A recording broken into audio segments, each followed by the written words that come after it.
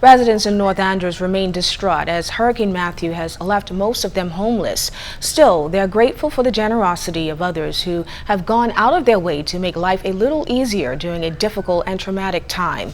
In her second trip to the island this week, SCIESKA ADDERLEY was there as the goodwill gestures continued to pour in. Hurricane Matthew has devastated the district of North Andros, in particular the settlement of Low Sound, which was nearly wiped out during the monstrous storm. Since then, concerned citizens and friends of the Bahamas have displayed compassion and empathy for those displaced.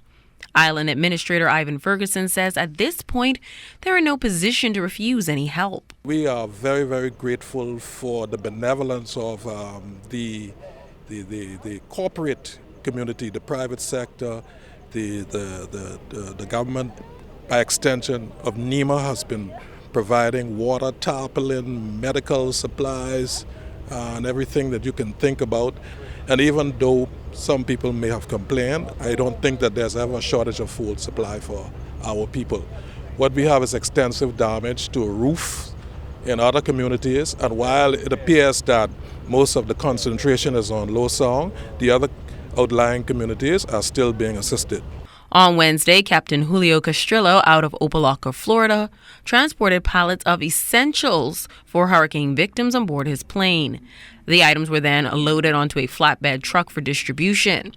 Joining him were F&M candidates RYLAN, BOWLEG, and Frankie Campbell. We brought in water, canned food, generators, and stove.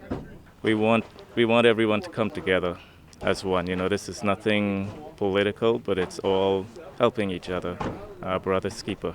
We're here to bring relief to the people who need it most. This latest donation comes just days after the Chamber of Commerce, various Rotary clubs, and Sky Bahamas delivered goods to aid those residents. The island administrator says these acts of kindness bring a sense of hope. People are always in a distraught condition, but I think that with the relief supplies coming in, it is bringing some sense of normalcy to the community. And while the road to full recovery may be long, Ferguson says only through an ongoing community effort will that overwhelming process become a little easier. From Mastic Point in North Andros, SCIESKA ADDERLEY, ZNS Network News.